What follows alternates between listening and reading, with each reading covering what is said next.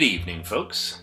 Thanks for tuning in to the Streets Photog podcast. I'm your host, David J. Delbrand.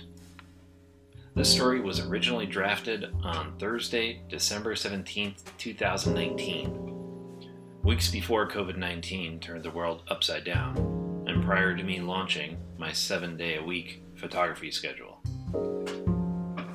That creative routine developed into me publishing my first photo book, securing multiple exhibition slots from Rome to Glasgow, and linking with Canada's Vancouver Street Photography Collective. The South Side is a favorite location for me to shoot photos. My goal is to grow my creative voice in Tucson's largely overlooked barrios. That is, if the local community will host me.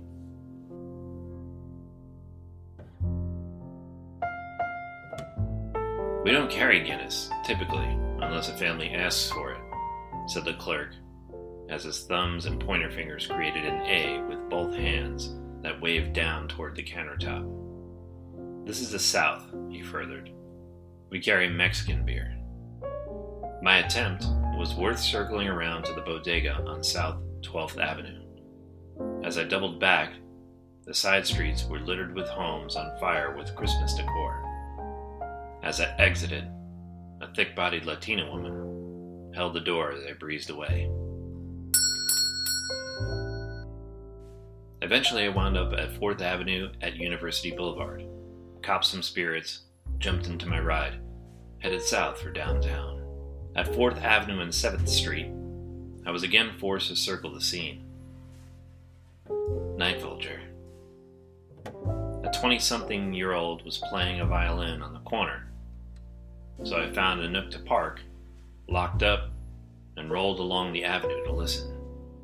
My maestro had his piece linked to an earbud that fixed into a speaker, which stood at his feet next to his instrument case. I walked past and posted myself against the wall.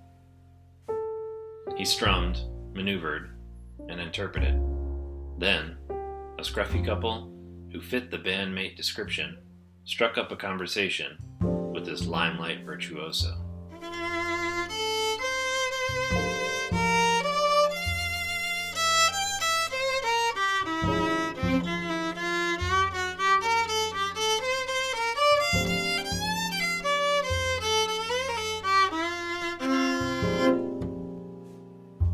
I play violin too, she bellowed, while dragging from her cigarette. The evening's entertainment asked for how long. Forever, but not at all, she said with a coy laugh. They bantered for a few breaths, and the couple eventually retreated to the grocer across the street. The 4th Ave fiddler played on.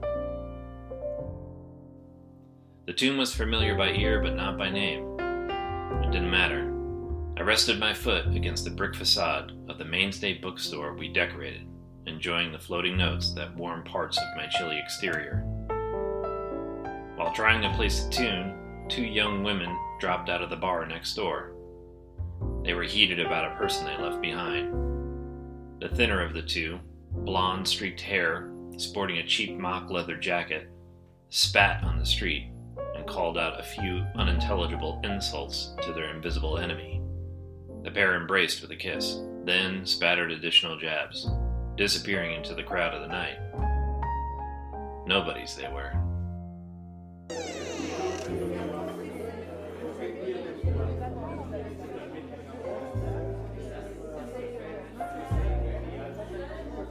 For another 8 minutes, I listened to the violin bounce keys in between shuttered shops.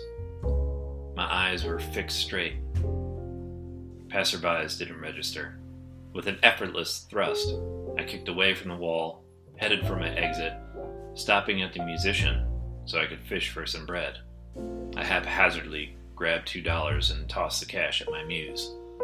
"Thanks, G," I spilled. He returned the gratitude naturally. His sweet song followed me to my escape pod. I flipped my radio to a Phoenix station during the trip back home, Barrio Viejo. A shoddy version of Rudolph the Red-Nosed Reindeer in a flamenco style bounced from my stereo. I couldn't help but laugh, imagining all the bad Christmas sweaters one can sport while taking in poorly executed holiday tracks. The farther I paraded south towards home, the more grounded I felt. The freezing temperatures help, I told my dank, trailing shadow.